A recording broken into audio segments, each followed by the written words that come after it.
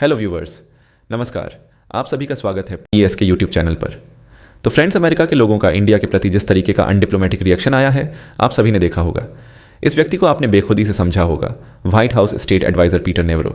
In fact ये वही व्यक्ति है जिसने एक तरीके से रशिया यूक्रेन वॉर को लेबल किया था, मोदीज वॉर को, और साथ ही साथ भारत को एक अरेगंट और रूड देश का लेबल दिया था। ये व्यक्ति कुछ दिन पहले काफ़ी ज़्यादा न्यूज़ में रहा था, लेकिन अचानक वापस से इसने कुछ ऐसा बयान दिया है जिसकी वजह से वापस से कंट्रोवर्सी इंडिया और यूएस के बीच में बनते हुए नजर आया है। क्या Again, this person has side date if India, the world's largest democracy, wants to be treated like a strategic partner of US, it needs to act like one. अगर आपको अमेरिका का स्ट्रैटेजिक पार्टनर कहलाना है, बनना है, तो आपको उस तरीके से काम करना पड़ेगा। आप अमेरिका के डॉलर को खरीद कर रशिया से तेल नहीं खरीद सकते हो, और इसीलिए don't behave like authoritarian, behave like a democratic country, तभी आप अमेरिका के स्ट्रैटेजिक पार्टनर बन सकते हो। इसके बाद पीटर नेवरो ने सोशल मीडिया पर फिर से ट्वीट किया कि कैसे भारत जो है वह रशिया से वेपन खरीद रहा है और फिर यूएस से डिमांड करता है कि आप अपने टेक्नोलॉजी को, मिलिट्री टेक्नोलॉजी को आप हमें ट्रांसफर करें और उससे आप अपने मेक इन इंडिया कैंपेन को चला सकें। इंडिया का जो ऑन एल लॉबी है वह एक तरीके से रशिया का रिफाइनिंग हब बना हुआ है और an oil money laundromat for the Kremlin. Laundromat का मतलब कि क्रेमलिन का कैसा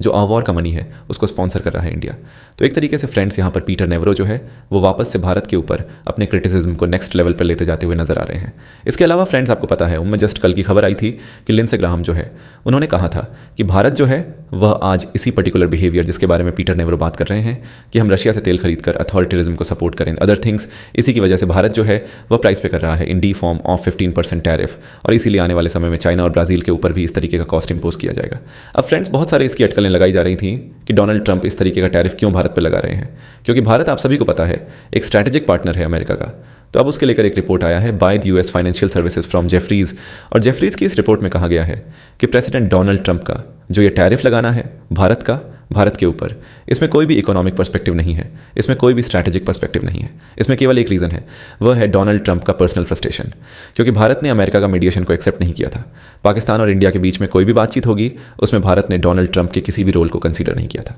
और डोनाल्ड ट्रंप हमेशा से चाहते हैं कि भारत जो है वह डोनाल्ड ट्रंप की मीडिएशन को एक्सेप्ट करे, सो दैट डोनाल्ड ट्रंप को जो नोबेल पीस प्राइज़ का लेबल है वह और ज़्यादा स्ट्रांग हो सके। तो फ्रेंड्स, इसी पर्सनल फ्रस्ट्रेशन का बिकॉज मोदी जो है वह बैकआउट नहीं कर रहे हैं, और उन्होंने थर्ड पार्टी मीडिएशन का स्कोप बिल्कुल भी नहीं रखा है इंडिया पाकिस्तान के बीच में, और इसी पर्सनल फ्रस्ट्रेशन की वजह से 50% का टैरिफ अमेरिका जो है वो भारत के ऊपर लगा रहा है। तो friends, US financial services firm Jefferies ने एक तरीके से क्लियरली डोनाल्ड ट्रंप के इस पॉलिसी को एक्सपोज करने का काम किया है।